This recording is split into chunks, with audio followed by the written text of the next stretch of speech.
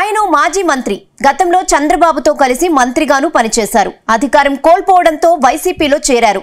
తీరా వైసీపీ అధికారానికి దూరం కావడంతో తిరిగి సొంత గూటికే చేరుకోవాలని భావిస్తున్నారా?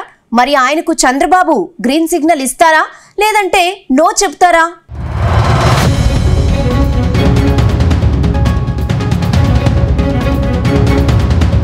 ఎన్నికల్లో ఓటమి తర్వాత వైసీపీకి వరుస షాకులు తగులుతున్నాయి. ఫ్యాన్ పార్టీకి చెందిన కీలక నేతలందరూ జంపింగ్ జపాంగ్లకు సిద్ధమవుతున్నారు. అధికార పార్టీలో చేరేందుకు అర్రులు చాస్తున్నారు. ఇప్పటికే మాజీ మంత్రి రావెల కిషోర్ బాబు, విజయవాడ ఎంపీ కేశినేని, సినీ నటుడు అలీ వైసీపీకి రాజీనామా చేశారు. కేశినేని ఏకంగా పాలిటిక్స్ నుంచి తప్పుకుంటున్నట్టు ప్రకటించారు. ఈ షాక్ నుంచి వైసీపీ తేరుకోకముందే మరో నేత పార్టీ మారేందుకు సిద్ధమవుతున్నట్టు ప్రచారం జరుగుతోంది. ప్రకాశం జిల్లా దర్శికి మాజీ మంత్రి సిద్ధ రాఘవ పార్టీ మారేందుకు సిద్ధమైనట్టు టాక్ వినిపిస్తోంది. ఆయన తెలుగుదేశం అధినేత చంద్రబాబుకు టచ్ లోకి వెళ్లినట్టు తెలుస్తోంది.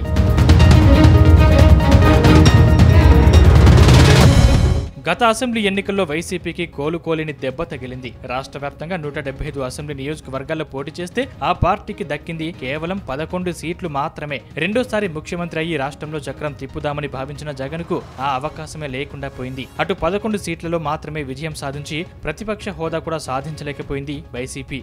4 పార్లమెంటు స్థానాలకు మాత్రమే ఆ పార్టీ పరిమితమైంది. ప్రభుత్వ వ్యతిరేకత, ప్రజా ఆగ్రహంతో వైసీపీ కంచుకోటలు కూడా బద్దలయ్యాయి.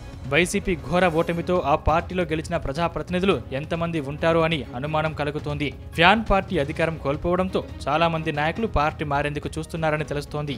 ఈ క్రమంలోనే మాజీ మంత్రి సిద్ధ రాఘవరావు టీడీపీలో చేరేందుకు రెడీ అవుతున్నారనే ప్రచారం జరుగుతోంది. 2014 ఎన్నికల్లో దర్శి నియోజకవర్గం నుంచి ఎమ్మెల్యేగా విజయం సాధించారు సిద్ధ రాఘవరావు. ఆ తర్వాత చంద్రబాబు కేబినెట్లో మంత్రిగా 5 ఏళ్లు పనిచేశారు.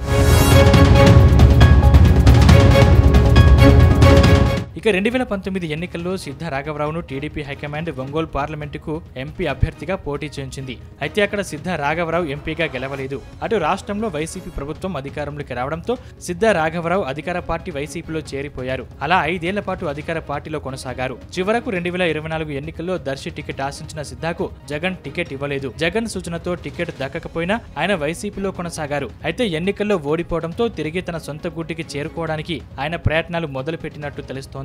ఇప్పటికే ఆయన వైసీపీకి రాజీనామా చేశారు. రాజీనామా లేఖను కూడా పార్టీ అధినేత వైఎస్ జగన్ కు పంపారు. జిల్లాకి చెందిన విద్యుత్ శాఖ మంత్రి గొట్టిపాటి రవికుమార్ ద్వారా టీడీపీలోకి రావడానికి సిద్ధ రాఘవరావు ప్రయత్నిస్తున్నట్టు తెలుస్తోంది. చంద్రబాబుతో మాట్లాడి టీడీపీలో చేరికకు మార్గం సుగమం చేయాలని గొట్టిపాటిని కోరినట్టు తెలుస్తోంది. మరి కష్టకాలంలో టీడీపీని వదిలి వైసీపీలో చేరిన సిద్ధ రాఘవరావును చంద్రబాబు పార్టీలో చేర్చుకుంటారా లేదా అన్నది ఇప్పుడు చర్చనీయాంశంగా మారింది. మొత్తంగా సిద్ధ రాఘవరావుకు చంద్రబాబు గ్రీన్ సిగ్నల్ ఇవ్వకపోతే ఆయన ప్రత్యామ్నాయ ఏర్పాట్లు కూడా చేసుకుంటున్నట్టు ప్రచారం జరుగుతుంది. ఒకవేళ ఆయన తెలుగుదేశం పార్టీలో చేరని పక్షంలో జనసేన పార్టీలోనూ చేరే అవకాశం ఉందని ఆయన అనుచరులు ప్రచారం చేసుకుంటున్నారు. చూడాలి మరి సిద్ధ చేరికపై చంద్రబాబు వైఖరి ఎలా ఉండనుందో.